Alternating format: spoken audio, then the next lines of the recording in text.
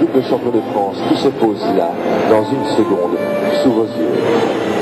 Oh que c'est joli, le REP de Philippe qu'on applaudit s'il vous plaît, merci Philippe, et déjà la suite, on est remonté dans l'histoire, une fois de plus cette fois-ci, nous avons fait un bond de pas mal d'années finalement.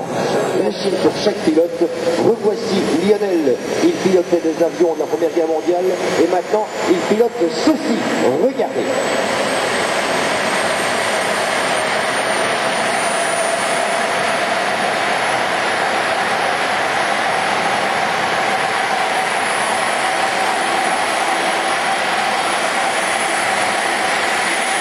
Un hélicoptère bien sûr, mais complètement étonnant. Il est énorme, il est très brillant car il est carrément équipé d'un turbo-réacteur.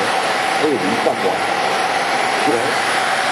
Eh bien, c'est un hélicoptère utilitaire, un hélicoptère en vocation professionnelle. C'est un hélicoptère, mesdames et messieurs, qui est en train de vous filmer. Et oui, dans la sphère, là-bas, tout à l'avant, eh bien, vous avez une caméra embarquée. Souriez.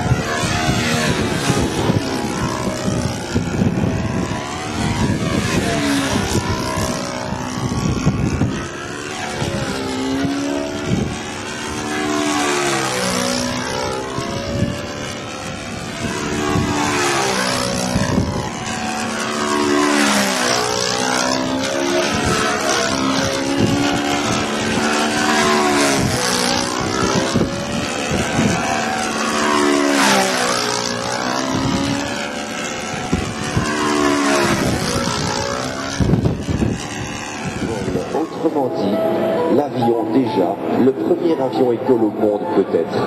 Le REP, signé Robert Hainaut Pelterie bien sûr, dans les années 30, et avec le Jodel, le bébé Jodel là-bas, eh bien en 1948.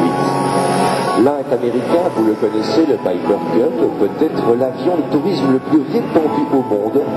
Et le Jodel, le bébé Jodel, eh bien, une machine tellement extraordinaire, une machine de construction amateur qui volait à l'époque avec un moteur de Volkswagen, eh bien, une machine tellement extraordinaire que les amateurs se sont rués dessus, ont voulu voler avec cet avion avant même que l'automobilisme avant tout. Et pendant ce temps-là, l'ami Jean Rousseau, qui a été champion du monde de maquettes, rappelons-le parce qu'il faut le dire, avec la légende. L'avion qui a certainement formé le plus de pilotes au monde. Et vous le savez maintenant, eh bien, cet avion était tout sauf simple à piloter, le J3. Eh bien, ce qui en faisait un excellent professeur, évidemment, parce qu'un avion qui se laisse piloter tout seul, ça ne sert pas à grand-chose, mais un avion avec lequel il faut se battre minute après minute, eh bien, voilà qui est formateur. Et la légende, parfaitement exacte d'ailleurs, dit qu'un pilote de J3 était ensuite capable de piloter n'importe quel avion léger. Regardez ça. Mondiale. Eh bien, lui disposait d'un moteur en ligne avec son capot rectangulaire, caractéristique. Alors voilà, d'un coup d'un seul, le plafond s'efface, nous sommes la tête dans les nuages, le ciel dans les yeux, et on rêve tout simplement. Alors que vous soyez dans un film, que vous soyez en 1916, eh bien choisissez votre rêve et qui déjà se termine. Et atterrissage en douceur.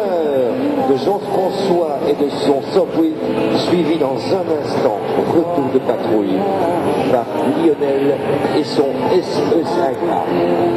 Un dernier tour, une dernière reconnaissance sur le terrain et on s'aligne dans la foulée.